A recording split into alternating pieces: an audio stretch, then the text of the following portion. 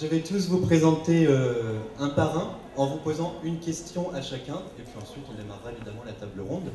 On va commencer par Dani. Donc Dani, vous êtes la fondatrice et la directrice artistique de Make Up Forever. Vous avez fondé cette marque avec votre mari Jacques Van Epp au début des années 80. En 84, vous ouvrez votre première boutique rue de la Boétie. La marque se destine dans un premier temps aux professionnels. Peu à peu se dirige vers le grand public. Cette volonté d'aller vers le grand public se trouve confirmée par l'entrée de Make Up Forever dans le groupe LVMH en 99. Voilà, donc pour Make Up Forever, aujourd'hui, vous avez quand même créé plus de 1400 références, ce qui est énorme. Mais avant tout ça, pendant 14 ans, vous avez été directrice pédagogique d'une des premières écoles de maquillage en Europe. Et vous avez formé la majorité des intervenants de cette table. Levez les doigts. Ils sont modestes. Vous êtes fiers de leur parcours? Je suis très fière. Très très fière de mon parcours. D'abord pour moi, parce que je pense que c'est un parcours un peu unique. Voilà, tout ça c'est une partie de vie en ce moment. Qu'est-ce que vous avez fait? J'ai vécu tout ça et je pense que ma vie est vraiment, c'est ça, il n'y a pas tellement autre chose. Je suis très fière aussi parce que ça laisse des traces. Je veux dire, voilà, c'est pas uniquement que pour moi, il y a plein de choses qui sont construites. Je suis très fière d'avoir les gamins là qui finalement, finalement laissent des traces aussi et puis on s'entend très bien, c'est primordial. Voilà, je suis très fière pour tout ça. Je pense que c'est déjà pas mal. Et vous êtes content vous, de retrouver votre maman? Vous l'appelez tous votre maman? Ah non, hein. Tu voulais m'épouser il y a 3 jours. L'inceste, ça existe, ma chérie. Isabelle, après avoir étudié l'histoire de l'art, puis fait une école de maquillage, c'est dans les grands magasins que vous découvrez la beauté, pour Clarins notamment. Ensuite, vous apprenez à connaître les marques. D'animation en formation, vous passez par Chanel, Lancôme. Lancôme d'ailleurs à la même période que Fred, c'est ça? Et aujourd'hui, donc, vous créez les collections maquillage pour ongles et maquillage pour Fareva Color. Et vous êtes directrice artistique consultante pour le groupe Debbie, Déborah, Rouge Baiser et plein d'autres marques aussi. Donc vous êtes une bien consultante. C'est à vous que revient la question la plus difficile, celle qui a introduit le sujet. Qu'est-ce qu'un directeur artistique? Alors, un directeur artistique, c'est la personne qui a en charge la partie artistique d'une marque ou d'une maison. À mon sens, il y a 2 missions très importantes. Il y a la mission de créer des collections et de faire vivre ces collections pour la marque. Donc de les créer, de les développer, de suivre le développement et puis d'assurer aussi la promotion derrière.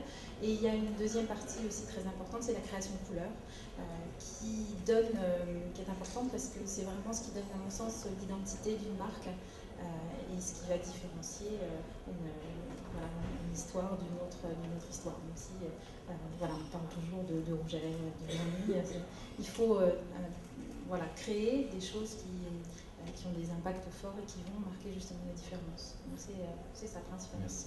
Vous aurez tous l'occasion de donner votre définition du métier et comment vous le vivez. On va passer à Max maintenant. Max, donc vous avez passé 17 ans chez Bourjois. Vous le dites vous-même, je suis né chez Bourjois. Tout à fait. Alors pendant 7 ans pour de la formation et pendant 10 ans à la direction artistique.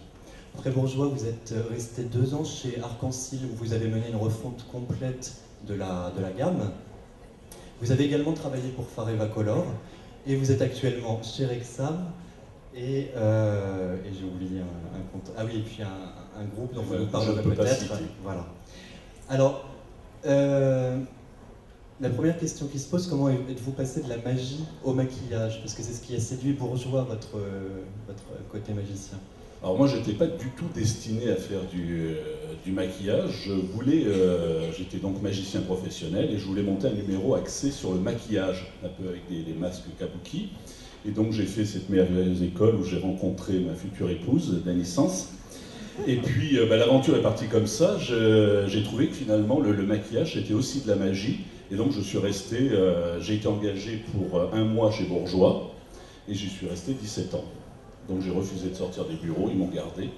Et donc j'ai commencé vraiment par le bas de l'échelle, j'ai commencé en faisant des animations dans les points de vente, et je trouve que c'est une excellente école que de travailler dans les points de vente, parce qu'on voit différents visages, et je trouve que ça apporte beaucoup. Et ensuite je suis passé, je pense que mon côté artiste a fait que je suis passé du côté du côté obscur à la lumière, parce que je participais à tous les lancements presse, télé, presse écrite. Et puis après, je suis passé à travailler sur toutes les collections couleurs et visuelles pour la marque. Et puis un jour, je me suis dit, en me levant un matin, j'aimerais faire autre chose. Et donc je suis passé chez Arc-en-Ciel, où c'était une expérience courte mais stimulante, puisque j'ai vraiment fait une refonte complète de la gamme. Et je comprends que quand on est créatif et qu'on a sa marque comme Fred ou Dany, c'est tout à fait excitant de sortir des produits qui nous ressemblent. Donc ça, et quand on n'a pas du tout la contrainte, quand on peut imposer ce qu'on veut, c'est quand même une grande chose, alors que quand on travaille pour un grand groupe, il y a toujours tout un rouage marketing qui fait que c'est toujours un peu plus difficile. D'accord. C'était pour retrouver votre liberté, alors quelque part à Arc-en-Ciel. Oui, je suis un homme libre. Merci. Alors Fred, maintenant. Fred, vous avez commencé chez Canal+. Vous êtes resté 1 an et demi chez Canal+, en particulier pour l'émission Les Nuls. Oui.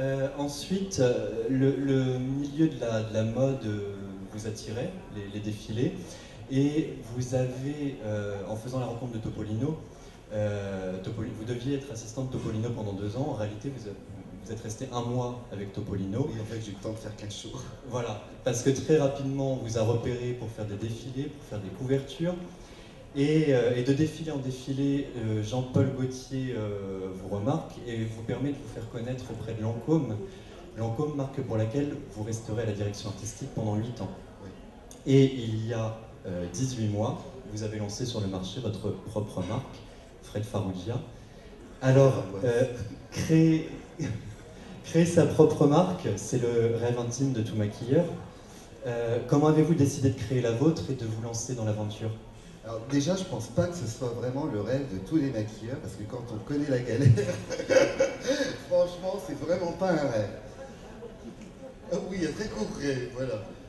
Mais après, ça se gâte. Et en fait, j'ai pas du tout eu l'envie de monter ma propre marque. Tout est venu d'une collection, c'était la collection rouge que j'avais créée pour Lancôme à l'époque. Et je m'étais amusé à inclure ma collection dans des packaging qui s'emboîtaient déjà les uns sur les autres, à forme ronde, qui s'ouvraient un peu comme des lunettes. Et à ce moment-là, bon, déjà la collection a vraiment cartonné. Et je me suis dit que c'était vraiment un truc à approfondir, parce que vraiment les femmes se plaignaient tout le temps justement d'en avoir trop dans leur sac à main. Et qu'en plus de ça, on leur donnait tellement de conseils qu'à la fin on rendait les choses vraiment très compliquées. Donc mon but pour moi, mais ça l'a été depuis toujours, en fait, même en tant que maquilleur et non en tant que créateur, c'était vraiment déjà de me simplifier la vie, et ensuite de simplifier la vie des femmes avec le maquillage. Et donc pour moi, c'était vraiment juste d'arriver à pousser cette idée jusqu'au bout. Malheureusement, Lancôme n'en a pas voulu, et à ce moment-là, j'ai eu la folie et l'inconscience, et le rêve, oui, que de vouloir pousser cette idée jusqu'au bout et donc de monter ma propre marque. Mais en revanche, le rêve n'était pas d'avoir mon nom sur une marque. D'ailleurs, au départ, je voulais l'appeler Nid. Malheureusement, n'étant pas du tout dans le business et étant juste un créateur. Et vous étiez déjà très médiatisé chez Lancôme. Oui, j'ai eu la chance d'être énormément médiatisé. C'est ce qui m'a permis du reste de pouvoir monter ma marque sans avoir vraiment les moyens de la monter. Donc voilà quoi. Damien? Damien, pendant 15 ans, vous êtes maquilleur studio. Et puis un jour, vous en avez un peu marre de maquiller trop de belles filles. Et vous décidez d'avoir affaire à la femme du quotidien, la femme de tous les jours, en ouvrant un bar à maquillage à Paris. Et je crois que c'est un des premiers, ou le premier bar à maquillage qui existait à Paris. Oui. Ensuite, vous êtes lauréat en 99 du Make-up Artist Awards, ce qui change un peu votre vie, puisque vous intégrez, suite à cette distinction, la direction artistique de la marque Hera, groupe Amore Pacifique. Vous avez également travaillé pour Intercos, vous avez réalisé leur cahier de tendance, les visuels des cahiers de tendance. Vous avez publié un très très beau livre qui s'appelle Wake Up aux éditions Assouline, donc qui montre un aspect du maquillage, un aspect très, très artistique. Tout est vrai. Alors, donc pour Hera, depuis 10 ans, vous êtes directeur artistique de la marque Hera. Quelles sont les particularités du marché asiatique si on le compare au marché européen? La différence entre le marché asiatique, moi je ne connais pas beaucoup le marché asiatique, je connais bien le marché coréen sur lequel je travaille. Par rapport à la France ou à l'Europe, la grande différence, il y a plusieurs différences, il y a une différence culturelle. Là-bas, le maquillage fait partie de la culture, fait partie d'un rite. Chez nous, c'est plus festif. Le teint est différent aussi. Là-bas, le teint est très, très, très important. Et puis, il y a aussi la position de la femme par rapport à l'homme. Il y a une modestie. En Corée, les femmes se maquillent, mais il ne faut pas que ça se voit. Les femmes sont très très élégantes, sont souvent très belles, très très élégantes. Donc il y a toujours des choix extrêmement judicieux. Et je crois que c'est la grande différence. On se maquille là-bas pour être belle, mais pas pour être trop en avant. C'est bien répondu? Oui, très bien. Je me sentais pas bien au début. Hein. C'est un tour de table. Encore moi? Non, on va passer à Nicolas. Nicolas, il est pressé de parler. Alors, Nicolas, c'est aux États-Unis. C'est aux États-Unis qu'est née votre passion pour le maquillage, en rencontrant notamment un maquilleur là-bas. Et à votre retour en France, comme un signe du destin, votre maman avait ouvert un institut, un salon, et donc vous maquillez, vous en profitez. Faut que j'arrête de donner des interviews, parce que franchement, tu connais trop. Et vous maquillez, votre sœur passe par toutes les couleurs. Dès qu'une cliente se présente, vous la maquillez, vous en profitez. Vous vous faites remarquer par la marque On Stage, une marque américaine pour laquelle vous allez travailler ensuite. Après avoir travaillé pour cette marque, vous avez quand même besoin d'apprendre le maquillage. Et vous vous êtes dirigé vers Dany. Bien sûr, évidemment. Non, Dany. Donc vous faites l'école de Dany. En 84, vous passez chez Canal+, où vous devenez chef maquilleur. Vous aviez besoin d'apprendre la lumière, c'est ce que vous disiez, votre expérience entre autres. Et depuis 12 ans, vous êtes le directeur artistique de Givenchy. Ouais. Voilà. Alors vous êtes à la direction artistique de Givenchy. Est-ce une obligation pour une maison, pour une marque positionnée haut de gamme, d'avoir un directeur artistique? Une obligation, non, je ne crois pas. Je crois que personne n'est obligé de faire quoi que ce soit. Il y a beaucoup de marques qui n'ont aucun directeur artistique, qui ne se sentent pas d'obligation. On pourrait peut-être leur rappeler que de temps en temps, c'est une volonté aussi de s'intéresser à plus loin, aller autrement. Mais il n'y a pas d'obligation d'en avoir un, c'est formidable. Ne pas en avoir, c'est certainement un manque. Merci. Mais il n'y a pas d'obligation. Enfin, ce que je veux dire, c'est qu'il n'y a aucune obligation pour personne. Mais c'est vrai qu'en même temps, quelqu'un qui arrive et qui connaît bien nos métiers, on fait des métiers de patouille, on adore patouiller, on passe notre temps à ça, mélanger des trucs qui ne vont pas du tout ensemble, mettre de la poudre sous un fond de teint, toutes ces notions de d'un coup chercher la lumière, de recherche, c'est vrai que ce ne sont ni les marketing ni les marques qui peuvent se permettre d'aller au-delà de ça et de transformer certains produits. La vraie valeur d'un directeur artistique, et là j'anticipe la question suivante, je pense que c'est aussi de pouvoir voir un produit pour les yeux et d'en faire un produit pour le teint, parce que tout d'un coup il a une autre idée derrière. C'est des gens qui savent, on sait tous extrêmement rapidement transformer un produit A en un produit Y sans avoir peur et en briefant extrêmement précisément nos fabricants. L'avantage d'un directeur artistique, c'est des briefs, c'est des contacts directs avec les fabricants. Avant des couleurs, pour moi, ce sont d'abord des matières. C'est-à-dire que sans direction artistique, on a des matières un peu lambda. Avec une vraie direction artistique et regarder le travail de tout à chacun autour de la table, vous verrez que dans chacune des applications, Fred a fait un travail au niveau de ses textures absolument formidable. Dany, je n'en parle pas, ça fait trop longtemps qu'on la suit, on la connaît par cœur, et en plus on l'adore. Donc voilà, elle a fait un vrai travail de recherche fondamental au niveau de ses produits, et je pense que c'est là la valeur ajoutée des directeurs artistiques. Merci.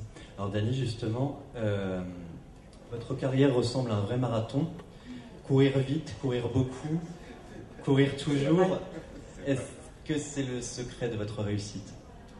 Le secret de la réussite vient de ce que tu as dit. Déjà, ça c'est évident, malgré mon grand âge, je sais pas, puisque je suis la plus âgée maintenant, c'est d'avoir voulu faire beaucoup de choses.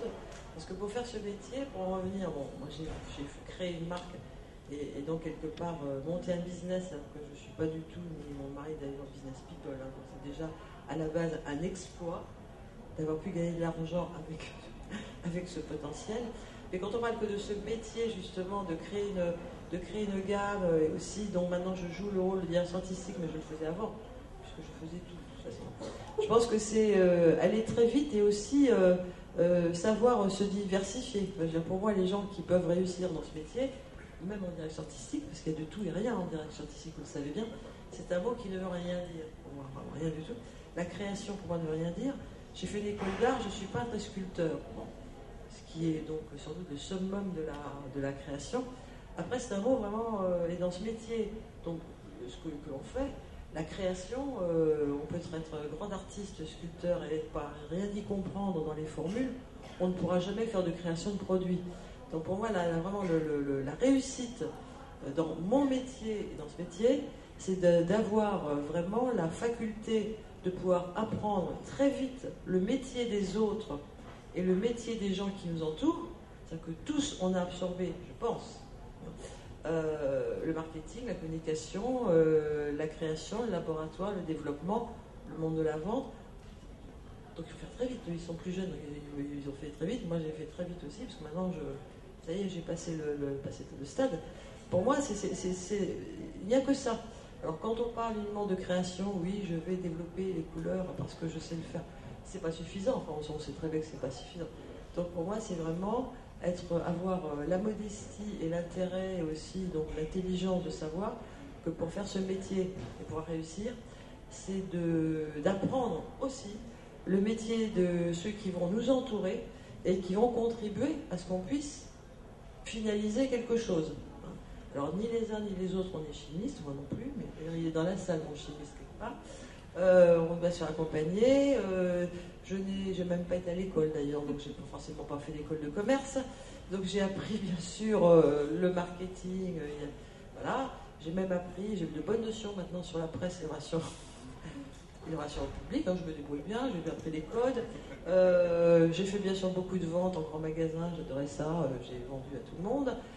J'ai traîné les galettes dans les labos, les usines de fabrication, pour décrypter les machines, parce qu'il faut apprendre ça aussi, combien on en fait, etc. Tu sais, je les ai réparés.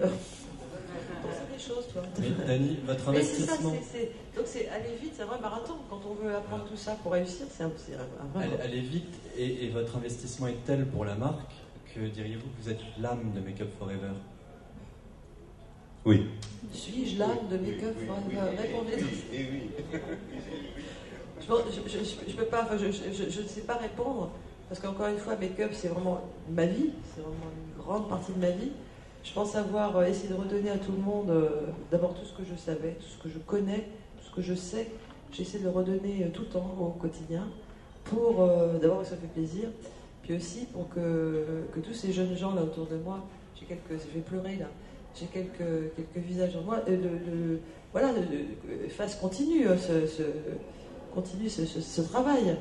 Donc c'est vrai qu'à travers ça, et mon personnage un peu atypique, mon âge et tout, oui, je dois être l'âme de... Alors, cette question, je la pose à Dany, tous vous pouvez intervenir parce que tous les conseils sont bons à prendre. Il y a peut-être dans la salle des marques qui se posent la question de prendre ou pas un directeur artistique. Quel conseil vous leur donneriez à ces marques qui souhaitent recruter un directeur artistique? Moi, je dirais qu'il faut le faire, mais en sachant à qui on va s'adresser. Parce que très sincèrement, c'est aussi, et je vais répondre, parce que bon, peut-être qu'ils n'oseront pas le dire. Moi, je le dis parce que j'ose, encore une fois, tout le monde m'excuse. C'est qu'il y a dans ce métier, donc, et dans les gens qui veulent le faire, dans les maquilleurs, du tout et du rien, et que c'est un mot magique, directeur artistique. Donc tout le monde, bien sûr, pensez bien, tout le monde veut le devenir, et que si, justement, par rapport à tout ce que j'ai décrit avant, si on n'est pas capable d'apprendre tous ces métiers avant d'être un peu artiste. Parce que je pense que c'est un ensemble qui vraiment fait qu'on est bon directeur artistique. Donc voilà, ça dépend.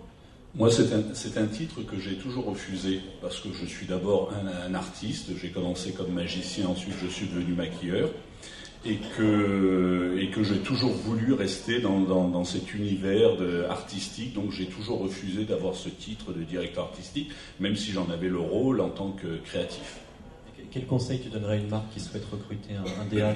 Vers quel profil elle doit se diriger? Je pense qu'il faut déjà en voir d'abord plusieurs pour trouver vraiment le... Ah, problème de cafetière électrique, je suppose. Hein? Et donc voilà, je pense qu'il faut en voir plusieurs, et puis c'est aussi au directeur artistique de s'adapter aussi à la marque. Tu vois, il ne suffit pas d'être directeur artistique, arriver en disant, ben voilà, moi je vais vous créer ça. Quand on travaille pour des marques dites commerciales, il faut aussi s'adapter à la marque tout en apportant une personnalité aux produits qu'on va créer, mais il faut aussi que les produits se vendent. C'est aussi le but d'un directeur artistique, c'est pas simplement un monsieur ou une dame qui va créer des produits au gré de sa fantaisie. Il faut aussi créer en fonction de la demande des consommatrices et s'adapter à l'image de la marque. C'est beau ce que j'ai dit. Non, c'est pas parfait.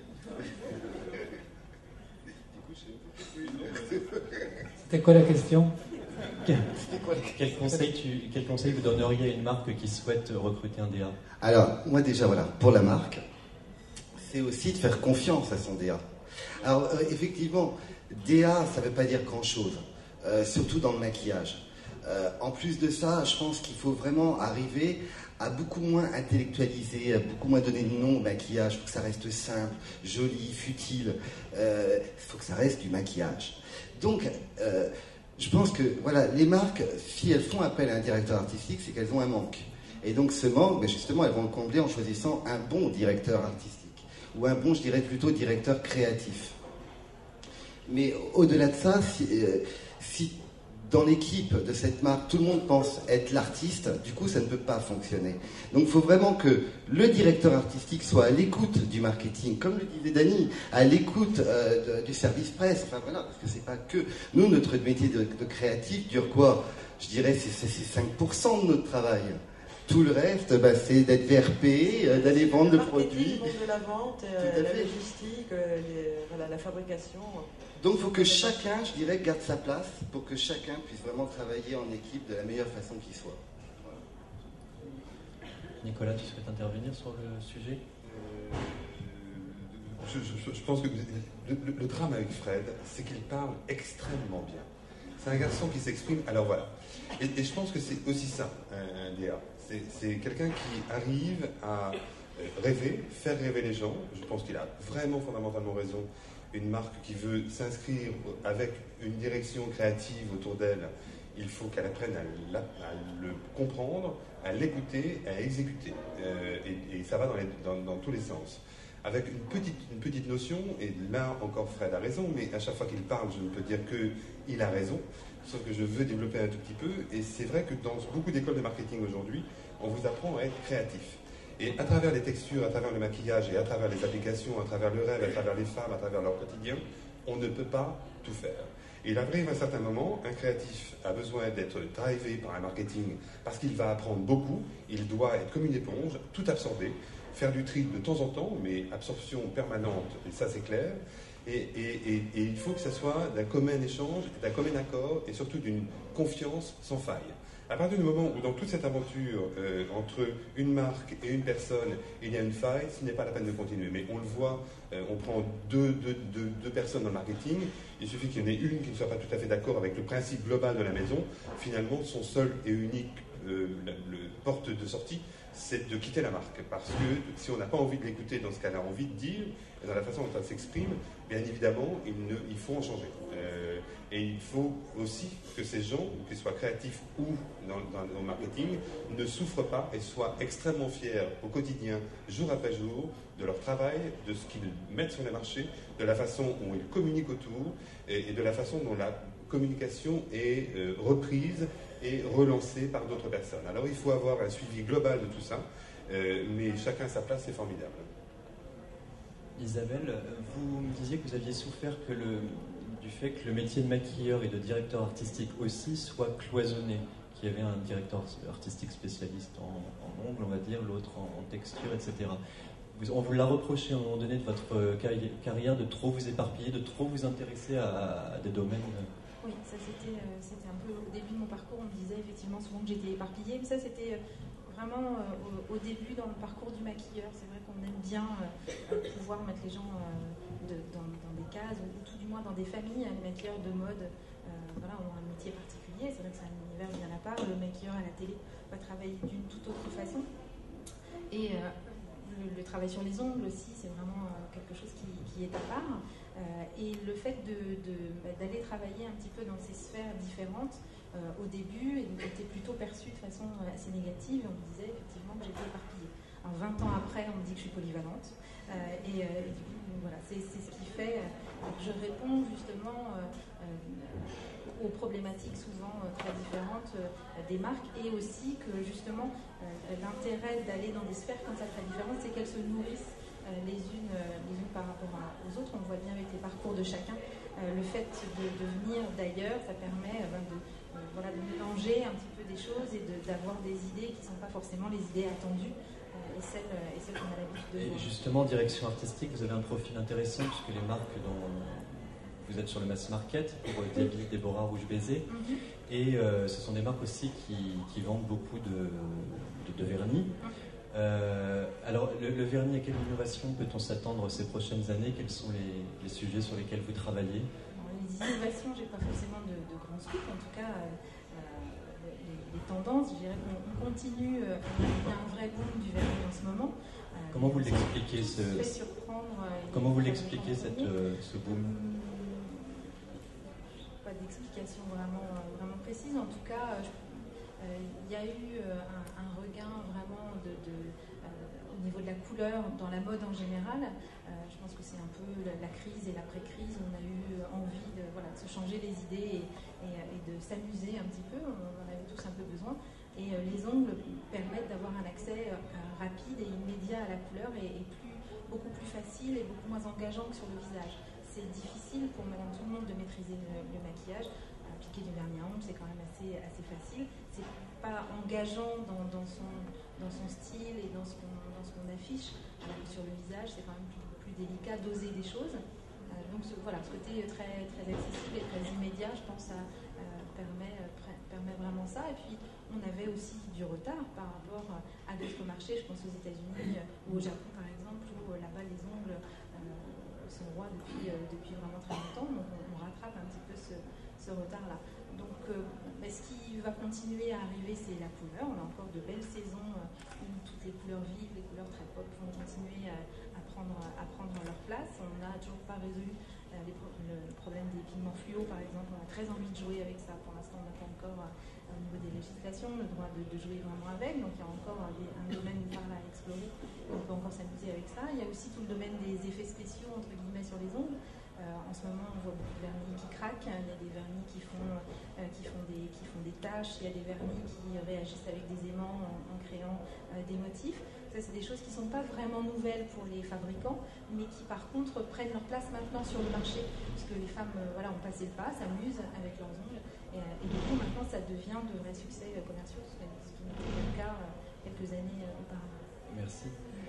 Max, votre spécialité, là, vous travaillez actuellement sur la nouvelle gestuelle. Vous cherchez de nouvelles gestuelles pour Rexam. Alors, comment ça se passe quand on cherche de nouvelles gestuelles en maquillage? Vous travaillez sur quoi? De nouvelles textures, de nouveaux applicateurs? Alors, ça, c'est un domaine un peu nouveau pour moi et qui est devenu une véritable passion parce que je continue à travailler sur des textures, sur des couleurs avec un autre groupe. Mais la gestuelle, c'est quelque chose de tout à fait important. Et je pense que Fred me rejoindra sur ce point. La magie m'a beaucoup aidé. Elle m'aide dans le sens où j'essaie de trouver un peu comme quand on fait un tour de magie, on essaye de l'adapter à sa propre personnalité, avec des gestes peut-être plus faciles. Et avec Rexam, j'ai réussi, puisqu'il y a 2 innovations qui vont voir le jour, de travailler sur une nouvelle façon, par exemple d'appliquer le mascara, d'appliquer le rouge à lèvres. J'en veux beaucoup à Nicolas qui a eu l'idée de ce fabuleux mascara, que je trouve génial, et je m'en veux de ne pas avoir eu l'idée avant. Et c'est de travailler, voilà, une nouvelle façon d'aborder le maquillage, par exemple sur le maquillage des lèvres, comment appliquer différemment du rouge à lèvres, comment appliquer différemment un fond de teint. Donc ça me passionne vraiment. Alors c'est pas du tout des textures, c'est pas du tout des couleurs, c'est vraiment sur le packaging, et je trouve ça vraiment fabuleux parce que c'est finalement on décortique un pack pour essayer de l'améliorer, et c'est une gestuelle nouvelle, un peu comme le fait Fred avec sa collection maquillage, qui a eu également la fabuleuse idée de trouver une nouvelle façon d'aborder le maquillage. Voilà, donc pour vous c'est une innovation gestuelle, la gamme de Fred. Est-ce que vous en avez constaté d'autres sur le marché? Le mascara, déjà, le mascara, et puis, le Phenomenize. Voilà, Dany qui sans cesse travaille sur de nouvelles textures, à part... Oui, voilà, plus texture, donc entre la gamme HD. Mais moi, je pense réellement, et c'est comme ça que j'aborde ce métier-là que je fais depuis 2-3 ans, c'est d'amuser les femmes avec le maquillage. Moi, j'ai toujours eu dans l'esprit que les femmes devaient s'amuser avec le maquillage. Le maquillage doit être un plaisir et non pas une contrainte. Et souvent, quand on le voit dans les magazines où on explique comment appliquer le fond de teint, on a toujours l'impression que c'est très difficile, alors qu'on doit justement apporter aux femmes une solution simple avec un résultat professionnel. Moi, c'est ce que j'essaye de faire à travers mes créations maintenant packaging. D'accord, et vous avez un deuxième thème qui vous intéresse, le maquillage anti-âge. Oui. Alors, pourriez-vous me dire ce qu'on entend par maquillage anti-âge? Si j'avais eu plusieurs vies, moi j'aurais adoré être chirurgien esthétique. Vous seriez passé entre mes mains, les enfants. Et ça, je trouve que c'est... Parce que qu'est-ce que recherchent les femmes Qu'est-ce que recherchent les femmes à travers le maquillage? C'est d'abord d'être belle et de paraître plus jeune. Une femme qui va utiliser un fond de teint a plus envie qu'on lui dise « tiens, aujourd'hui ma chérie, t'as une superbe peau », plutôt que de s'entendre dire « aujourd'hui ma chérie, t'as un très joli fond de teint ». Donc il faut jouer sur l'invisibilité des textures. Et moi, je suis vraiment un passionné de chirurgie esthétique, et je travaille donc avec ce groupe dont je n'ai pas le droit de citer le nom.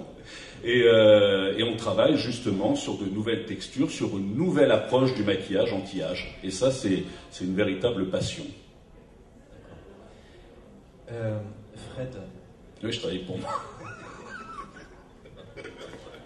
Donc, tout à l'heure, vous nous disiez que votre gamme ne devait pas s'appeler initialement Fred Farrugia, mais Nid, c'est ça? Oui, tout à fait. Qu'est-ce qui s'est... Donc, comme je l'expliquais tout à l'heure, c'est que je suis pas trop... je n'étais pas trop businessman à l'époque, donc je connaissais pas les us et coutumes, et je suis allé à l'INPI pour déposer le nom Nid, et pensant que j'allais le déposer pour le monde, j'ai déposé pour la France, bien que le prix me semblait pas trop élevé. Et quelqu'un de très attentionné à côté de moi a dû justement comprendre le hic, et donc elle l'a déposé, mais 2 minutes après, pour le monde. Donc du coup, j'ai loupé le nom Nid. Et de toute façon, Sephora, quand on a conclu notre collaboration, ils ont imposé d'avoir mon nom. Votre nom. Donc au fond, la question qui suit était pour vous. Le directeur artistique n'est-il pas l'égérie de la marque? Oui, on devient l'égérie, bien que ce n'est pas une égérie, on va dire, visuelle. Comme on le disait tout à l'heure pour Dany, quelque part, si on travaille pour une marque, là, effectivement, on va plus, je dirais, être leur ambassadeur. En revanche, quand on travaille pour sa propre marque, on va plutôt, oui, essayer de créer l'âme de la marque et non l'image comme pourrait le faire une égérie. Êtes-vous proche de vos clientes? Obligatoirement. Vous les rencontrez régulièrement? Oui, sans ça, je n'arriverais pas à avancer.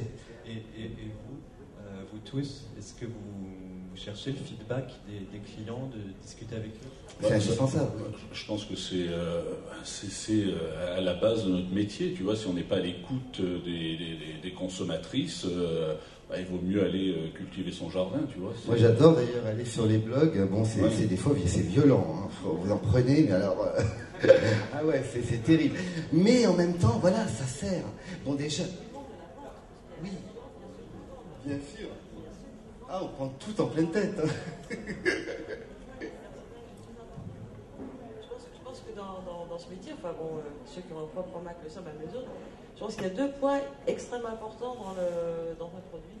C'est, à mon avis, bon, alors, je vais parler de la création. Je suis dans ma voiture et j'imagine faire, bon, c'est important, c'est important. Après, il y a la concrétisation donc, de cette création avec chimistes, laboratoire de développement, petits groupes, voir naître la formule, ça c'est magique. Après, bien sûr, il y a toute la phase fabrication, etc., très lourde, c'est très important, mais c'est pas aussi important que le moment où le bébé naît à peine, voilà, pas bien fini dans une petite gamelle, est très important, et au moment où le produit est dans la main d'une personne, voilà, d'une vendeuse, d'un vendeur, je sais pas quoi, dans la main, et qu'il atterrit dans le sac de la cliente. Moi, c'est le moment le plus important. Il faut arriver à ça. C'est pour ça que je ne néglige jamais le monde de la vente, et c'est vraiment, c'est basique.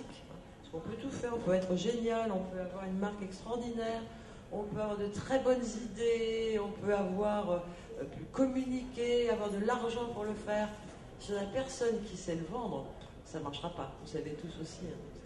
Et je crois qu'aussi, ce qui compte le plus, c'est pas vraiment l'acte d'achat, c'est l'acte de réachat. Parce que s'il n'y a pas de réachat, c'est que quelque part vous vous êtes planté. Hein. Donc on peut leurrer quelqu'un, on peut leurrer une acheteuse une fois, mais pas 2 fois. Donc je crois que le couperet tombe très vite. En revanche, je ne sais pas si tu es d'accord ou si tu as la même vie que la mienne, mais moi j'ai l'impression que dans notre métier, en fait, on essaye que de convaincre. À chaque moment du processus de création, vous devez convaincre la personne du marketing pour la faire rentrer dans votre histoire et qu'enfin... Donc, tu as raison. Moi, parce qu'on est une petite tribu, mais pour des gens comme vous qui immédiatement êtes rentrés dans des maisons, enfin je veux dire, pas forcément, avec des amis et une petite communauté, une petite famille comme moi, je pense qu'effectivement, parce que déjà chez moi, c'est déjà... On en rit, parce que quelquefois on joue à cette lutte qui doit être protocolaire, symbolique. Si on ne l'avait pas, ce ne serait pas rigolo. Mais je pense qu'on n'irait pas aussi loin non plus. Mais pour vous qui avez travaillé dans d'autres... moi j'ai travaillé chez moi, donc c'est beaucoup plus facile. Ça doit être... Enfin, c'est très lourd des fois. C'est très lourd. Et en plus, c'est vraiment jusqu'au bout, parce que après vous devez convaincre la vendeuse de vendre votre produit. Parce que si la vendeuse n'est pas convaincue... D'où l'éducation, c'est très important aussi. On n'en parle jamais, l'éducation dans les marques. Le marketing revient souvent dans vos propos. Ça revient constamment dans les interviews. Je vais la poser à Damien, mais tous vous pouvez intervenir. Parce que justement, Damien souligne dans une de ses dernières interviews un manque de collaboration entre les laboratoires, le marketing et la direction artistique. Donc, les sociétés donnent-elles les moyens aux DA de s'exprimer? Et aussi, est-ce facile pour les sociétés de s'adapter aux exigences d'un DA? Parce que là, tous, vous êtes contre le marketing, presque. Mais est-ce que... Pas du tout. En fait, c'est comme dans un mariage, quoi. Voilà. Il y a des moments géniaux, il y a des moments moins géniaux, mais en même temps, on a vraiment besoin du marketing pour exister, et le marketing a vraiment besoin de nous aussi pour exister. Donc, quelque part, voilà, au contraire, je pense que le but, c'est d'arriver à ce qu'on crée vraiment une osmose avec toutes les équipes, que ce soit la presse, que ce soit le marketing, que ce soit... Voilà, c'est une vraie... et pour le faire, on doit apprendre ce métier, c'est ce que je disais, parce qu'il y a des directeurs artistiques, moi j'en connais, ayant une académie, une école, forcément des maquilleurs, j'en ai un peu dans tous les styles, et j'ai des stars aussi, tous les jours j'ai des stars. Et encore une fois, si on n'apprend pas, on n'a pas la modestie en tant que maquilleur, même brillant, même très doué, en tant que prestation de maquillage, voire même artiste, si on n'apprend pas du tout le métier des autres, incluant donc le marketing, ce que j'ai à apprendre, c'est ce pourquoi ça existe et ce pourquoi aussi on peut travailler avec eux et en quoi on peut être utile. comme la com, c'est exactement la même chose, ou le monde de la vente, qu'il faut aussi apprendre pour ceux qui n'ont jamais fait. Si nous, les directeurs artistiques, on n'apprend pas ces métiers-là, eh bien on ne pourra jamais être considéré par des gens qui ont fait d'ailleurs de très longues études pour arriver donc à leur poste, alors que nous, non, pour la plupart. Qu'on se considère comme des artistes, donc, alors le monde de l'art, c'est assez, voilà, c'est pas très palpable. On entre dans un monde donc, de gens qui ont vraiment un parcours, qui ont fait des études, qui ont dû aussi travailler longtemps avant d'acquérir voilà, des plans de carrière avec des postes évolutifs, etc. Et puis souvent les directeurs artistiques, ça fait comme des fleurs. Je suis un artiste, prenez-moi, j'ai beaucoup d'idées. Ben non. Oui, ben non. C'est pour ça que lorsque on dit ben, c'est quoi un directeur artistique et faut-il en prendre un, j'ai si, mais ne prenez pas ceux-là. Allez chercher donc dans le monde du maquillage, parce qu'il y en a plein, et dans des arts, des gens qui ont vraiment eu envie, qui l'ont déjà fait. Parce qu'il y a beaucoup de maquilleurs qui sont entrés donc, dans des marques, sont des directeurs artistiques, puis qui ont bien appris tout ce que je vous ai dit, le marketing, la vente, etc. Et après, ils peuvent devenir directeur artistique. Bon, on ne peut pas devenir directeur artistique si on n'a pas assimilé, voulu, appris les codes de ceux qui nous font travailler. Comme ça n'existe pas, ça. Hein, ce serait trop beau. Hein, voilà. Non, c'est pour ça que je redis, on n'a vraiment rien contre le marketing. Non, mais ça vous fait parler au moins. C'est pour vous provoquer. Bien au contraire. Bien au contraire. Non, tout au contraire. C'est vrai que l'intérêt d'une marque, c'est la bonne collaboration entre le marketing et le directeur artistique. Moi, je voudrais réagir quand même sur le fait, sur le mot directeur artistique. En fait, c'est pas est-ce qu'une gamme doit engager un directeur artistique. C'est pas la bonne question, c'est pas le bon terme en fait. Là où je réagissais par rapport en interview, c'était est-ce qu'elle doit engager un maquilleur, un vrai. Et ça c'est un point essentiel. Je veux dire, parce que je le dis souvent dans mes interviews, parce que j'en donne beaucoup. Hein. Et on n'ouvre pas un restaurant sans un grand cuisinier. On n'ouvre pas une gamme de vêtements sans un styliste. On ne fait pas un parfum sans un parfumeur. Et aujourd'hui, on fait des gammes de maquillage sans maquilleur. Moi, ça me choque. Ça me choque parce que c'est la négation de notre métier. Parce que c'est un métier. Je veux dire, ça ne vient pas du jour au lendemain. On sait ce qui rend les femmes belles ou pas. On sait ce qui fonctionne ou pas. Et c'est aussi ça le rôle d'un directeur artistique. C'est le rôle d'un directeur direct. Alors, le rôle d'un DA, c'est plus simple. Hein. Le rôle d'un DA, c'est d'anticiper ce que la cliente, c'est de lui proposer de nouvelles choses, de proposer une continuité, d'avoir une vision et d'avoir surtout un respect de l'identité de la gamme elle-même. C'était quoi l'autre question? Parce que j'ai passé mon tour tout à l'heure, donc là j'ai pas l'intention. Alors ce que je voulais dire quand même, c'est qu'on a les questions et les réponses. Hein. Mais moi j'ai pas mes lunettes, alors je peux pas, je suis obligé de faire en direct. Merci. Alors, une question à Nicolas, Fred et Dany. En France, on a deux grands groupes qui drivent une bonne partie des marques de maquillage, L'Oréal et LVMH. S'il y a une concurrence certaine entre les deux groupes, est-ce qu'il y a une entente entre les marques d'un même groupe?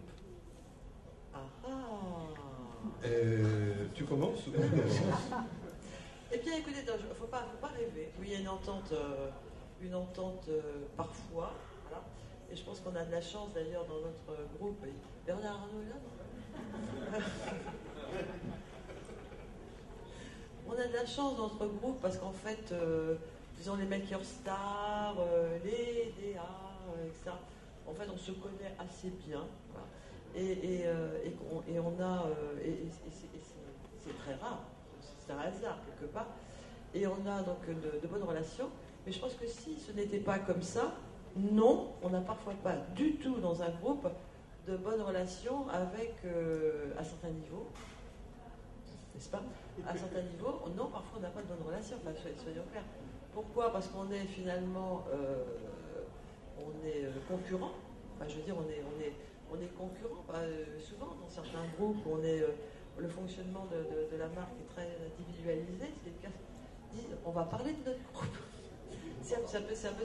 Donc c'est vrai, quand je dis concurrent, il ne faut pas exagérer non plus, mais c'est vrai que on a des structures différentes, nos chiffres à respecter dans le monde de la vente, elles sont très concurrentes. Hein. Vous êtes sur le sol, comme disait Canadien, dans un grand magasin où il y a donc des marques de groupe et les petites vendeuses, elles sont concurrentes, ça c'est clair. Et donc, c'est vrai, oui. Alors après, à haut niveau, non, parce que forcément, on est entre nous, et je parle aussi, je ne vais pas parler de marketing, mais à des postes de cadre, ou de dirigeants, de directeurs qui se rencontrent, non, il n'y a pas de concurrence, vraiment. C'est plus au niveau du résultat, du tiroir caisse, de ce qu'on... On connaît tous, d'ailleurs on a tous vécu, j'ai vécu des moments de vente avec Fred, on s'est trouvés tous les deux, hein, sur le comptoir, là, on vendait tous les deux quelque part, hein, c'est très rigolo, mais c'est vrai que c'est normal. J'adore ça. Si on n'a pas vendu grand-chose, on a parlé pendant 2 heures. Ça a toujours été mon fantasme, c'est vrai. On n'a rien vendu, je te signale, on n'a pas poté pendant 2 heures. Et Nicolas, alors, qu'est-ce que vous diriez sur ce sujet? Je dirais que finalement, toute marque à l'intérieur d'un groupe, et Dieu sait, et Daniel sait, qu'à l'intérieur d'LVMH, il y a beaucoup de marques de maquillage. Finalement, quand on se rencontre, on se dit bonjour, nous sommes des gens extrêmement polis, avec une éducation. Ça s'arrête là, on ne parle pas de produits, et tant qu'on ne parle pas de produits, on ne parle pas de développement, c'est très difficile pour nous de parler de produits, puisque Dany, comme Fred, comme tout le monde à table, on est en train de travailler sur finaliser 2012, et on est tous en train de partir sur les nouvelles collections 2013. Et c'est totalement impossible de venir partager, ou d'aller partager même avec le directeur artistique ou un créatif d'une autre marque, ce que l'on a en tête, parce que tout d'un coup, on va en dévoiler beaucoup. Et à partir du moment où on donne 3 mots-clés, tout le monde sait, à travers ces mots-clés, où on veut, où on cherche à aller. Donc, bien sûr qu'on s'aime bien, bien sûr qu'on a des vraies relations, bien sûr quand on se croise. La dernière fois, j'étais à New York, je sortais de mon hôtel, et tout d'un coup, j'ai eu quelqu'un qui m'appelle en disant « Nicolas !» C'était Dany qui était là, et tout d'un coup, ça devient super rigolo, se faire un gros bisou. Elle ouvrait sa boutique à New York avec Sephora, une très grosse boutique sur Soho, c'est ça. Voilà, je suis allé le soir, etc. Et c'était formidable de se retrouver avec elle, mais il y a des sujets qu'on ne va pas aborder d'une façon spontanée, qui sont des sujets de recherche. C'est nos recherches. Ça dépend, nous deux. Est-ce que vous prenez... Parce qu'on s'aime, nous, donc on se dit tout avec Dany. Effectivement, quand j'étais chez Bourgeois, j'avais un petit problème sur un visuel, j'appelais Dany, j'allais la voir, elle me conseillait. Je regrette que ça se fasse plus. Enfin, j'aimais bien, parce que je suis vraiment très partageuse. Bon, là, tout le monde le sait d'ailleurs. C'est vrai que je trouve ça désagréable, ce côté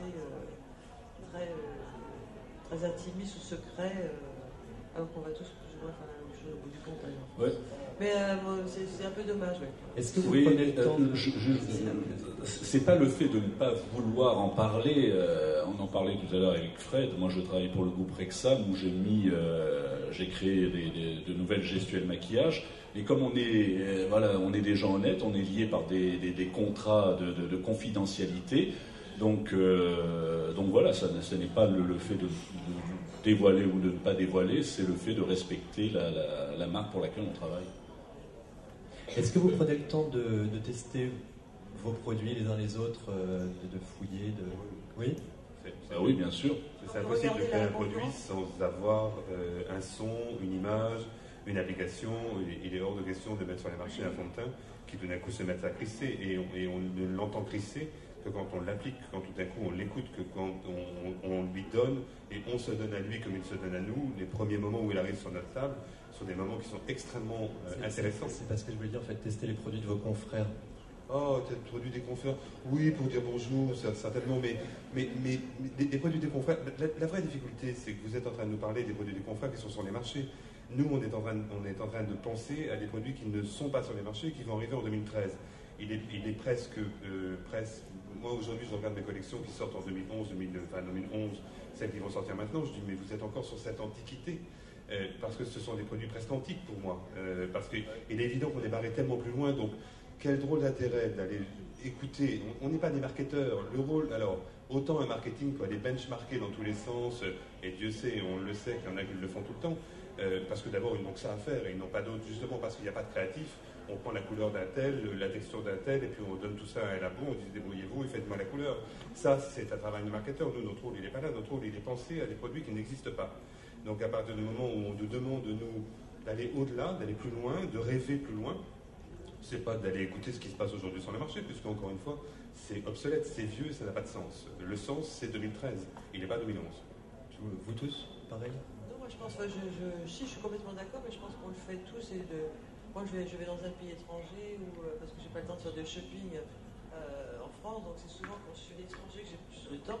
Et d'ailleurs, si on achète de la concurrence, je demande personnellement, il y a des gens qui travaillent avec moi à chaque concurrence, même si effectivement moi aussi je suis sur 2013, donc comme tout le monde d'ailleurs, forcément on est tous. Je ne connais pas tout ce qui s'est fait donc en 2010, en 2009, en 2000, voilà. Et quand je ne connais pas, je regarde parce que je me dis qu'il y a, c'est pas forcément, c'est sûr que la technologie est importante, mais pas à ce point-là. On ne va pas découvrir non plus avant 2015 quelque chose qui va faire une mayonnaise, une formule, parce qu'on aimerait bien d'ailleurs. Donc c'est toujours intéressant et c'est souvent d'ailleurs dans d'anciennes formules ou d'anciens produits où moi finalement je vais retrouver un sens. Je suis très rationnelle. Moi la création, encore une fois, je la rationalise un maximum. Un sens à un truc ou penser à quelque chose, bien souvent je dois dire, bien souvent. Donc pour moi, si je considère moi à travers d'autres yeux, les assistants, etc., oui, si, je suis très intéressée par la concurrence. Moi aussi, j'adore regarder ce que font mes confrères, non pas pour les copier, ni pour m'en inspirer, mais juste pour savoir si effectivement je suis sur la bonne direction ou pas.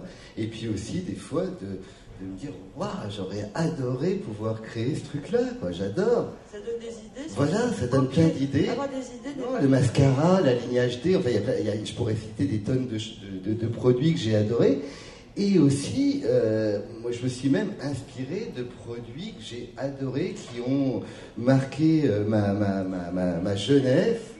Mais bien sûr, mais j'ai pas honte de le dire. Et vraiment, par exemple, Max avait sorti dans les années 80 un blush orangé qui s'appelait Orange Brûlé. Bon, je l'ai en mémoire seulement, mais bien sûr que je l'ai recréé. Et peut-être qu'il ne lui ressemblera pas du tout au final, parce qu'il faudrait qu'on voit, mais effectivement, je m'en suis inspiré. Des choses de Dany, pareil, enfin même de tout le monde. Donc voilà, c'est un métier qui se vole. Donc si on ne voit pas ce qui se fait à côté, il y a un moment donné où vous allez être en panne sèche. Mais pareil, il n'y a pas que le maquillage, il faut être curieux de tout pour pouvoir créer. Il faut vraiment s'intéresser à tout et à rien pour pouvoir vraiment avoir le cerveau suffisamment rempli d'informations pour qu'au moment où vous en avez besoin, l'information ressorte. C'est exactement, là on parlait de la couleur, mais c'est exactement pour le packaging. Moi je m'inspire de packs déjà existants en me disant, mais bon, si ce pack, je l'imaginais de cette façon, pour optimiser, pour simplifier la vie des femmes, et ça part toujours à la base d'un produit, enfin d'un pack déjà existant, ou d'une couleur, ou d'une texture. Moi, chez Bourjois, je me servais bien sûr tous les produits de la concurrence, et d'un produit déjà existant, j'essayais d'apporter ma personnalité à, pourquoi pas, un produit qui existait déjà sur le marché, et en faire quelque chose d'autre. Fred, je vais revenir à vos produits. Vous parliez de vos produits. Le fait de vouloir faire entrer toutes les matières, toutes les textures dans des modules, est-ce qu'il n'y a pas eu des défis techniques à un moment donné pour certaines... Il n'y a que ça. Il y a eu des défis techniques, à part pour les poudres, puisque là, ça pouvait se compresser facilement. Mais moi, en plus, j'avais des idées assez folles, qui étaient par exemple pour mon fond de teint. Je voulais vraiment avoir un fond de teint fluide qui puisse être contenu dans un cake. Donc, il y a un moment donné, il fallait bien trouver les éléments nécessaires pour pouvoir le créer. Donc, en fait, pour pouvoir créer mes produits, d'ailleurs, ils m'ont pris pour un dingue dans les labos, mais tous les labos. Parce qu'en fait, j'ai vraiment été à l'inverse de ce que l'on avait l'habitude de faire. Donc, par exemple, au lieu de mettre de l'huile dans mes fonds de teint, moi, j'ai mis de la cire. Au lieu de mettre du talc dans mes poudres, moi j'ai mis de l'huile, etc., etc. Donc du coup, on a réussi effectivement à pouvoir tout inclure dans ces petits godets. Et j'espère qu'on arrivera encore à trouver d'autres formules pour pouvoir encore aller plus loin. Et puis ce qui est génial dans la gamme de Fred, que j'ai bien sûr, que j'ai acheté, c'est qu'avant je me baladais, puisque moi je voyage pas mal et je fais pas mal de plateaux télé, c'est qu'avant je voyageais avec une grosse mallette, maintenant je voyage avec un petit sac à main. J'ai pris un petit Chanel, tout bête. Et tout le maquillage est dedans. Nicolas, il y a un tout nouveau mascara qui sort là en ce moment. Vous tournez pour le mascara des mesures. Oh là, partout. oh là, oh là, oh là, oh là. Ça veut dire tout de suite. Je vous arrête tout de suite. le mascara. J'ai une très très mauvaise nouvelle sur ce mascara. Ah. Malheureusement, on a eu un vrai problème qui s'est développé il y a quelques jours, sur lequel on a eu une compatibilité d'une brosse qui a été changée de son orientation principale et le mascara est remis à des calendes grecques. Malheureusement, voilà, on était un peu planté par un fournisseur qui a changé une matière dans un plastique et cette matière n'est plus compatible avec la matière, donc nous devons retravailler la totalité du système. Je crois qu'on a tous le même. Voilà. Tous le même. Donc on a pris le même fournisseur, c'est ça? Il est là? Parce qu'on a un truc à lui dire. Vous êtes démasqué. Tant mieux, ça amène une question, parce que là on évoque à tous vos success stories, quelque part vos beaux parcours, mais avez-vous connu à un moment donné des flops, des ratés, que ce soit sur un visuel ou un produit? Donc là ça me fait penser à un flop qui s'est produit sur le mascara, vous en avez connu? Vous avez des anecdotes? On va pas appeler ça un flop, là c'est plutôt... L'industrialisation. Ouais, voilà, C'est un truc voilà, qui fait c'est mal, pas ouais. vraiment un flop, c'est un truc qui fait très mal, surtout quand on travaille 2 ans sur un produit et que d'un seul coup on vous annonce qu'il y a un problème technique qui vous empêche de pouvoir le sortir. Je crois qu'il n'y a rien de plus frustrant. C'est 2 ans de votre vie quand même. C'était... Alors non, c'est pire que ça, c'est qu'on avait fait le lancement mondial. C'est ce qui m'arrive moi aussi. Là ça m'est arrivé avec un anti-cerne. On disait qu'effectivement, vous pouvez aussi arriver à sortir un produit, de faire un super succès avec ce produit, et d'un seul coup, au bout d'1 an et demi, vous apercevoir qu'il réagit mal à la lumière. Et il devient tout blanc. Moi, c'est ce qui m'est arrivé. Voilà, donc là, à ce moment-là, moi, je ne peux pas appeler ça un flop, j'appelais ça vraiment une catastrophe.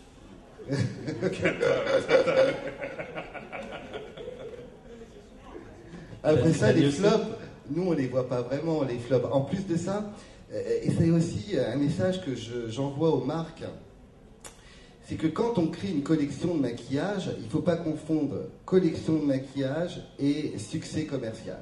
Pourquoi? Parce qu'on se sert d'une collection de maquillage pour apporter une image à la marque. Et ensuite, on va travailler des produits tout au long de l'année qui, eux, vont faire partie du catalogue et où là, il faut effectivement apporter une touche commerciale. Mais en revanche, les collections sont vraiment faites juste pour faire rêver. Aussi bien, ce serait la même chose pour une collection de vêtements. Et après, on va ressortir de cette collection des produits qui seront, eux, destinés au commerce. Mais en revanche, la plupart des produits les plus intéressants, et ceux qu'on va justement voir dans la presse, généralement, ce sont justement des produits qui sont créés pour créer de buzz. Donc, je ne sais même plus pourquoi je disais ça, c'est un message que j'avais envie de lancer aux marques. Mais donc voilà, et souvent les marques attendent justement des grands succès. Et par rapport au flop, justement, sur une collection, on ne peut pas vraiment parler de flop. Au contraire, surtout quand on voit qu'on a réussi à tenir l'affiche pendant plus de 3 ou 4 mois dans les magazines avec nos collections. Donc voilà, on ne peut pas gagner le beurre et l'argent du beurre. Il faut savoir, des fois, je ne sais pas si vous êtes d'accord avec moi sur je pense aussi que les flops, parce que bon, là nous parlons de nos gammes, etc. Et les flops viennent souvent, très souvent aussi. C'est très important de savoir avec qui l'on travaille. Et là, je vais parler des fournisseurs. Il y en a pas mal là d'ailleurs, fournisseurs. Où eh bien, notre choix de fournisseurs et l'importance donc de nos fournisseurs, que ce soit en matières premières, que ce soit en outils, en compact, etc., est primordial. La création artistique ne suffit pas lorsqu'on n'a pas justement, on ne s'est pas assuré d'avoir le reste des troupes dont les fournisseurs. Alors pour moi, flop égale souvent fournisseur. Je voulais résumer là. Isabelle, Damien, vous souhaitez intervenir sur ce sujet? Non, j'avais eu de flop. Isabelle. Non. Alors, à votre poste, au métier de la direction artistique, est-ce que vous vous sentez épaulé, soutenu, entouré, ou au contraire parfois un peu seul dans vos idées? Je pense que lorsqu'on se sent seul en direction artistique, je parle pour moi encore, j'ai vraiment un profil à part parce que c'est difficile, mais bon, je vis quand même ce rôle et puis en plus je j'en connais d'autres et j'en forme. Je me dis que si on se sent seul dans ce métier, c'est qu'on n'est pas bon. C'est qu'on n'est pas bon, parce que si on se sent seul, c'est qu'on n'a pas su communiquer ce qu'on a donc à communiquer, c'est qu'on n'a pas su redonner donc ce qu'il y avait de bien en soi, c'est qu'on a fait un travail individuel autour d'équipes qui finalement sont hyper importantes aussi et puis qui ont elles-mêmes leur code. Je dis qu'être seul dans ce métier, au milieu de tous les gens dont on a besoin pour réussir un produit, c'est qu'on n'est pas bon, c'est qu'on est passé à côté de quelque chose.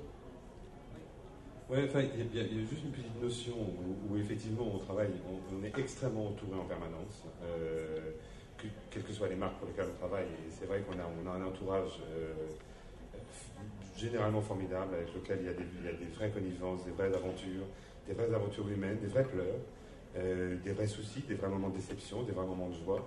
À la fois, moi qui fais 6 collections annuelles autour du monde, 4 extrêmement importantes sur l'ensemble du monde et 2 beaucoup plus particulières sur l'Asie, on a besoin de cette solitude. De temps en temps, cette solitude doit se cultiver. C'est-à-dire qu'on doit pouvoir... La liberté de quelqu'un qui travaille dans la création, c'est de pouvoir dire à un moment instanté, hop, je m'en vais, et j'ai besoin d'avoir les 15 jours seul pour mieux comprendre et surtout nettoyer beaucoup de poubelles. Le vrai truc dans toute cette aventure, et dans cette aventure où on est extrêmement entouré, c'est qu'on cumule un nombre de poubelles en tête qui est gigantesque. Et il arrive un moment quand on reste en permanence dans ce même système, dans ce même circuit, on n'arrive plus à nettoyer. Donc on vient, et là on est dans une source d'accumulation, et plus on accumule, plus ça devient dérangeant, gênant, et on prend de moins en moins parti pris parce que d'un coup on est extrêmement perturbé. Et c'est peut-être là où de temps en temps, moi j'aime bien cette solitude, je la cultive vraiment, j'en ai vraiment besoin. Tous les métiers ont de maison de création, concentration, ou pendant 15 jours, 3 semaines, 1 mois, tout d'un coup disparaître, se retrouver avec son petit papier, son petit crayon, ses petits produits, ses petits pinceaux, pouvoir les nettoyer, reprendre part avec soi, être loin de son quotidien, c'est une grande nécessité. Donc accompagner tout le temps, en solitude, volontaire, oui, de temps en temps nécessaire. Voilà. Alors Damien, vous qui travaillez pour la Corée, vous diriez plutôt seul, entouré, ou quel est votre... Moi, ma plus grande difficulté en Corée, c'est de... J'en ai pas d'ailleurs, hein, j'ai pas de difficulté, mais la difficulté, c'est de fonctionner avec des interprètes. Et ça, c'est très très difficile de travailler dans un pays dont on ne connaît pas la langue. J'ai la chance maintenant d'avoir quelqu'un dans mon équipe qui est ma supérieure qui parle le français, mais c'est tout à fait nouveau. Oui, c'est une difficulté. Apprendre les codes, apprendre une culture, etc. Ça c'est bien parce que ça enrichit, ça apprend les différences. La difficulté de communication, de ne pas parler la même langue, oui, c'est une difficulté. C'est une difficulté. 2 fois. C'est une difficulté. On va passer de la création des mots artistiques, on va passer des choses rationnelles, techniques, ça va encore, mais parce qu'on va passer des messages qui déjà, que soi-même on a du mal d'ailleurs à exprimer, c'est très difficile lorsqu'on est avec des étrangers. J'ai vu qu'il y avait beaucoup de jeunes maquilleurs dans la salle. Que diriez-vous aux maquilleurs qui pensent que tout a été fait, qui se sentent un peu découragés parfois? Moi je les encourage, mais non. Non, c'est des pessimistes. Ceux qui disent ça. Ce sont les pessimistes qui disent ça. Il y a tout à faire. Au contraire, je trouve que le marché du maquillage est quelque chose qui grandit. Et il y a pas les choses vont se déplacer. Ça s'est déplacé sur la bouche, ça s'est déplacé sur les ongles, ça se déplace ailleurs. Mais les formules évoluent et on n'arrêtera pas. Et le plaisir de se maquiller et l'envie d'être belle. C'est ça, je veux dire, la vie c'est ça, c'est séduire. Donc, et puis le maquillage, Fred en parlait tout à l'heure, c'est un plaisir, ça doit être un plaisir. Ou Max disait, c'est comme un jeu, c'est vraiment un atout féminin et c'est non, ça peut pas régresser, ça peut que croître et embellir. Hein. Puis on a aussi en maquillage, il y a le talent qui est renouvelable avec ça. Il faut dire aussi que nous, les maquilleurs, on a besoin de produits, et tout le talent qu'on a et nos petites mains, on ne maquille pas non plus avec de l'air. Donc on est tenu, forcément, aussi à la technologie, à la formule. C'est bien d'ailleurs pourquoi je me suis lancée dans ce métier passionnant. C'est qu'on est rien n'est fini, non, puisqu'il y a des tas de gens, et d'ailleurs ils sont aussi là sans doute, qui sont en train de chercher de nouvelles formules, et ces formules nous donnent des applications différentes. des applications différentes nous obligent à avoir des gestuels. Il y a bien plein d'experts, là, des gestuels différents. Maxou va nous faire de nouveaux outils. Et puis, donc, on va former de nouveaux maquilleurs qui sont là, qui vont apprendre à maquiller avec des outils de Maxou, avec des nouvelles formules. Mais c'est toujours comme ça. Et même si on reprend des produits anciens, des techniques anciennes, mon étant la plus âgée, je les utilise encore. Hein. Mais de toute manière, faites par d'autres mains et par un autre esprit, une autre forme de personne, de toute façon, ce sera différent. C'est ce qu'on attend, mais on n'a pas besoin toujours de tout changer fondamentalement. Un fond de teint, c'est un fond de teint avec ou pas des pigments traités ou je sais pas quoi. Après, il y a tout la vie sociale, la génération nous fait de toute façon changer. Donc il n'y a jamais rien de pareil. Et ce sera toujours en mouvement, en progression, même pas en progression, différent, en mouvement. Not boring. Et quel conseil vous leur donneriez à ces jeunes maquilleurs qui débutent, qui sortent d'école pour essayer de gagner du temps? Parce que c'est long aujourd'hui. Juste pour finir, je voudrais juste rajouter que, en fait, qu'on ne se sente pas justement copieur quand on s'inspire de quelque chose. Pourquoi? Parce que quand on s'inspire de quelque chose et qu'on ne copie pas, on amènera toujours quelque chose de nouveau. Donc comme quoi on n'arrivera jamais à ce qu'un jour tout soit déjà tout fait. Il y aura toujours plein de choses à créer et surtout à faire marcher son esprit, quoi, voilà, et de ne pas se dire, de ne pas se mettre de barrière, voilà, c'était ça. Ne pas se mettre de barrière en se disant je ne fais pas ça parce que ça a déjà été fait. Non, ça a été fait d'une certaine façon mais pas de la tienne. Voilà, ce serait le seul conseil que je pourrais donner à ce niveau-là. Et puis ça n'a pas été fait au même moment. Alors sur les conseils aux jeunes maquilleurs qui veulent intervenir. Persévérer. Oui. C'est long à venir. Ouais. Voilà, c'est long à venir. Ça met du temps. Moi, j'ai mis 7 ans à en vivre. Maintenant, j'en vis. Mais il faut du temps pour se faire une clientèle, pour se faire reconnaître, pour apprendre. Ça ne s'apprend pas du jour au lendemain. On ne devient pas maquilleur en 1 an ou en 2 ans. Ça ne suffit pas. C'est le temps qui donne l'expérience. C'est le temps qui donne aussi l'envie d'aller plus loin. Et c'est... Voilà. Souvent, si vous voulez, pour les maquilleurs, j'en sais quelque chose puisque je dirige encore une école. C'est sûr qu'on essaie d'en faire des gens brillants en maquillage, enfin je veux dire, c'est évident. Ce qui ne suffit pas du tout, vous le savez tous très bien, c'est aussi, donc pour ceux qui veulent réussir, de bien savoir maquiller. Bien sûr, ça va de pair. Aussi de travailler sur, d'être intelligemment, de travailler sur le parcours qu'ils ont choisi. Parce que pour être maquilleur, il faut être diplomate, intelligent quand même, tant soit plus cultivé, savoir vivre. Enfin, je ne vais pas faire le détail de tout ce qu'on dit aux élèves. C'est quelque chose qui se travaille. En soit les maquilleurs, enfin là, c'était l'examen hier soir, on a donné les diplômes, maintenant j'en sais quelque chose. Si vous voulez, je sais maquiller, j'ai un premier prix, donc ça y est, j'ai tout gagné. C'est un peu ça. Mais non. D'ailleurs, j'ai passé une avoine pas possible hier soir, il y en a qui étaient témoins d'ailleurs, parce qu'ils sont arrivés avec 1 heure de retard à la remise des diplômes.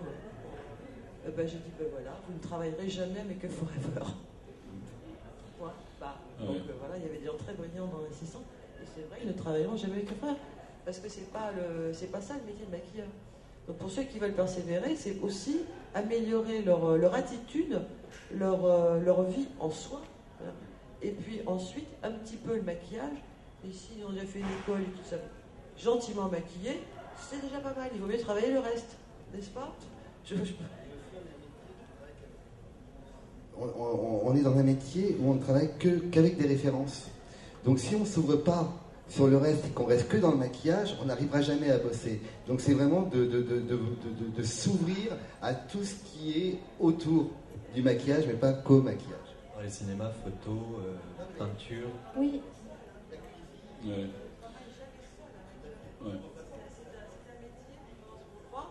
Alors moi j'ai fait de la peinture, de la sculpture, où vraiment d'ailleurs j'ai quitté ce métier parce que j'étais seule devant un truc inerte et ça me barbait. Et lorsqu'on est maquilleur, on n'est jamais seul parce qu'on maquille pas les murs. Et ensuite, lorsqu'on travaille, on a obligatoirement des patrons. Alors, des agences, n'importe quoi, des marques. De toute façon, c'est impossible pour un maquilleur de travailler seul chez lui pour s'amuser. Donc c'est un métier comme un autre.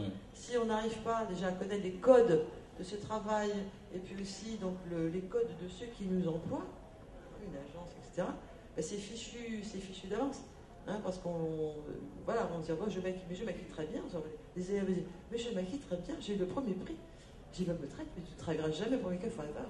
Parce que tu es arrivé 1h30 en retard le jour dedans, mais c'est fini, c'est terminé. Parce qu'en fait, le test, c'était pas le maquillage, c'était ça pour travailler dans une boîte ou dans un truc. Et vous le savez bien, on avait tous marché sur des couleuvres et sur les pots de banane à cause de ça. Tous, on l'a fait, moi aussi. Hein. Donc, pour les maquilleurs qui savent maquiller, qui sont dans cette salle, continuez à maquiller, soit, mais prenez d'autres cours, et achetez des manuels, rencontrez d'autres corps de métier pour vous renseigner sur justement les gens qui vont vous employer. Puis après, là, vous pourrez dire que vous avez peut-être une chance de pouvoir travailler correctement dans ce métier. Puis je crois que c'est l'humilité et la modestie. Ça, je crois que c'est quelque chose de très important parce que vous avez des maquilleurs qui sortent des écoles et qui jouent les divas. Oui, je sais, chérie, ouais. Et moi, je suis chef maquilleur sur les Victoires de la musique et il m'est arrivé d'avoir des maquilleurs que j'engage qui jouent un peu les divas, qui ne voulaient pas maquiller un tel, et ça passe pas. Je pense qu'il faut d'abord aimer les gens quand on fait ce métier. Il faut aimer les femmes, et puis surtout ne pas. Oui, et puis les hommes aussi, bah oui, chérie. Isabelle, vous souhaitez intervenir sur le sujet? Oui, je dirais aussi que c'est important de réévaluer régulièrement sa perception de la réussite. Quand on est jeune maquilleur, on veut réussir, on se fixe des objectifs qui sont les objectifs un peu des gens qui nous font rêver, comme des Fred Farrugia ou David Dufresne par exemple. Mais il y a aussi plein de façons d'être maquilleur professionnel, d'être directeur artistique aussi, pour des petites marques par exemple, sur des projets qui font moins rêver que les grandes marques de luxe que vous représentez, mais qui représentent aussi un travail qu'on peut faire avec beaucoup de plaisir, avec beaucoup de passion. Et c'est important aussi de valoriser le métier de maquilleur à toutes ces échelles en fait. Et ça c'est important, on partage ces dimensions, était modeste. On parlait des maquilleurs en magasin par exemple, il y a des gens qui sont extrêmement talentueux, qui font ça divinement. Tu disais tout à l'heure Dany qu'on en avait vraiment besoin, que c'est le dernier maillon entre guillemets de la chaîne, et ceux-là aussi sont très très importants. Ça, ouais. Dany, Isabelle, ce n'est pas trop difficile de faire un métier d'homme?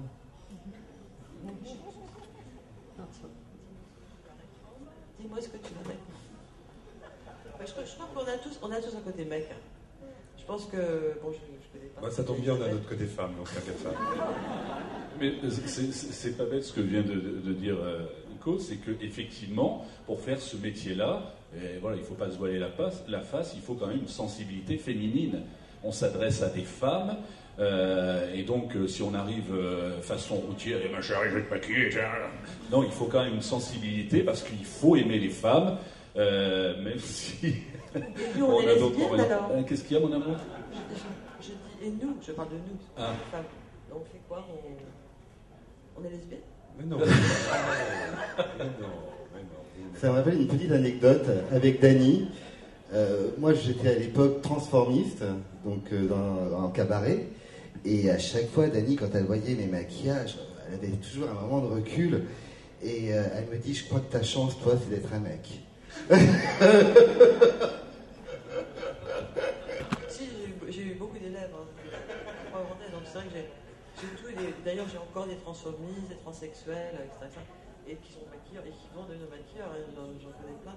Mais je pense qu'en ce qui concerne les femmes dans ce métier, sincèrement, c'est pas facile non plus. Enfin, je veux dire, moi, vous voyez maintenant c'est facile, je suis plus âgée, je suis la maman et tout, mais en attendant, maintenant ça va, mais il y a quelques temps, c'était quand même très difficile. Et il y a une époque, on a eu quelques femmes dans ce métier qui ont assez bien réussi. Bon, il y a Terry, je ne sais pas si c'était bien, il y en a plein d'autres. Mais c'est vrai que sur certaines formes, mais avoir un nom, être un peu médiatisé, un peu show-off, etc., en plus d'un travail de direction artistique, parce que les femmes sont tout à fait douées, c'est d'ailleurs un métier qui est beaucoup plus facile, adapté, je pense, justement à des femmes qui sont plus petites fourmis, techniques, rationnelles, etc., que les mecs qui sont souvent un peu plus show-off. Donc je pense que c'est vraiment une bonne direction pour les femmes. Le seul problème, c'est que les femmes dans ce milieu, ont beaucoup plus de mal à être médiatisés que forcément. Donc c'est là où le bas blesse, c'est là où on doit vraiment donner beaucoup plus. Moi, j'ai jamais été chauve, j'ai dû beaucoup travailler. Non, mais c'est vrai. Et je pense que pour toi, c'est la même chose. Nicolas, si je me souviens bien, vous hésitiez entre footballeur ou maquilleur. Il y a plein de trucs qui sont passés dans tous les sens. Je pensais être curé à un moment. Mais je crois que tout ça finalement se rejoint, c'était jouer en équipe. Alors voilà, je joue en équipe en ce moment, c'est parfait. C'est nouveau. On en tiendra compte. Mais c'est nouveau le vestiaire. Damien? C'est pas résumé au permis poids lourd, personne ne me croit. Chacun son truc. En tout cas, un grand merci à vous d'avoir participé à cette table ronde. Je vais passer la parole à Sarah Péréa, qui est chargée du développement du filament Natrafil pour Dupont de Nemours. Dupont de Nemours qui est sponsor de cette table ronde. Voilà. Merci beaucoup, un grand merci. Alors j'ai des petits cadeaux pour vous. Je vais couper tout de suite le suspense. C'est des pinceaux. Des pinceaux faits en filament Dupont Natrafil. Donc en fait, juste un tout petit mot sur les filaments Natrafil. Dupont a travaillé depuis plusieurs années sur le développement de filaments synthétiques qui puissent remplacer le poil naturel, mais sans perte de performance. C'est pas assez proche. Merci.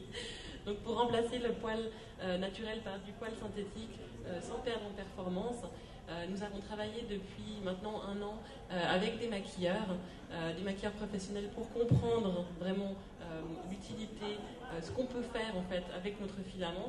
C'était quelque chose de nouveau pour nous. On est des experts du filament, mais pas des experts du pinceau. Et donc on veut vraiment donner la parole aux personnes qui connaissent les pinceaux pour nous guider. Et donc, on s'est aperçu, en fait, en parlant avec les maquilleurs, alors pas encore assez en parlant avec les directeurs artistiques, mais on espère dans le futur très bientôt, que en fait, ça créait vraiment beaucoup de possibilités. C'est un filament qui est synthétique, sur lequel on a recréé une structure qui permet d'accrocher la poudre et de la redistribuer d'une manière optimale. Alors, les maquilleurs nous ont donné plein de feedback. Ça donne, en fait, ça ouvre plein de possibilités sur des développements de pinceaux.